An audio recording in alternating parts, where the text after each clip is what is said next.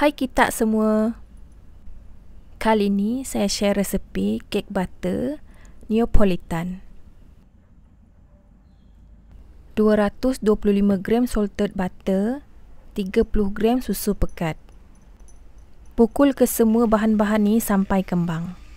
Saya pukul selama 9 minit dengan kelajuan tinggi. Kalau dah kembang putih macam ni, ketepikan dulu.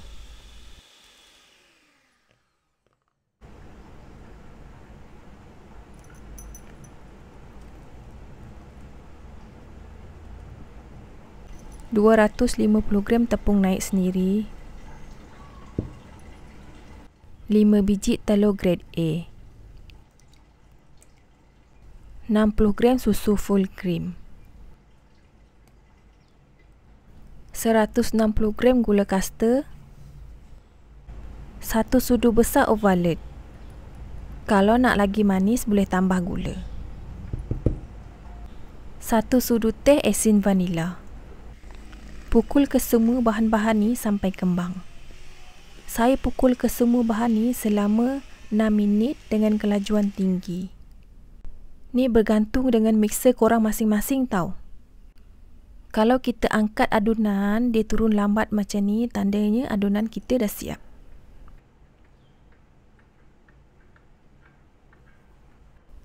Kemudian campurkan dengan butter yang kita pukul di awal video tadi.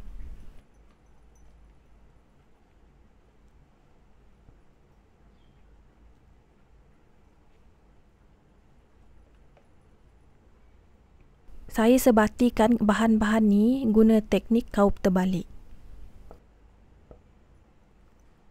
Kalau dah sebati macam ni, timbang ke semua adunan ni dan bahagi kepada 3 bahagian sama banyak.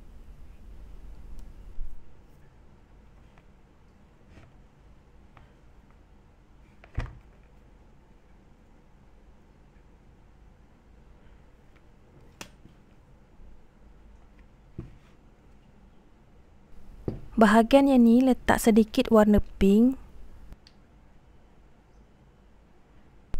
dan 1 sudu teh Imalco strawberry. Kalau dah sebati, ketepikan dulu. 1 sudu besar coklat Imalco. Sebatikan. Adunan kek kita ada 3 warna, warna putih, warna pink dan warna coklat. Saya guna loyang 8x8x3. Sapu bawah loyang guna margarin dan alas guna kertas baking. Keliling loyang tak perlu sapu margarin tau. Tuang selang-selikan adunan macam dalam video ni.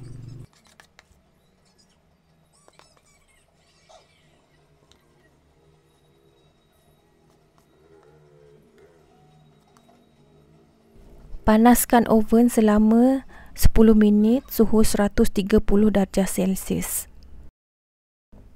Saya bakar kek ni selama 70 minit suhu 130 darjah Celsius. Saya tak jaga sangat suhu oven, nampak tak dekat atas tu dia merekah sikit.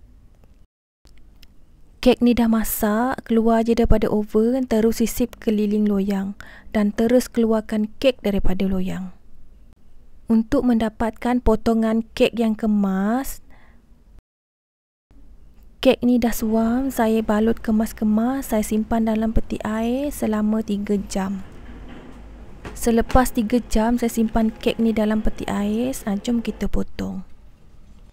Selamat mencuba semua.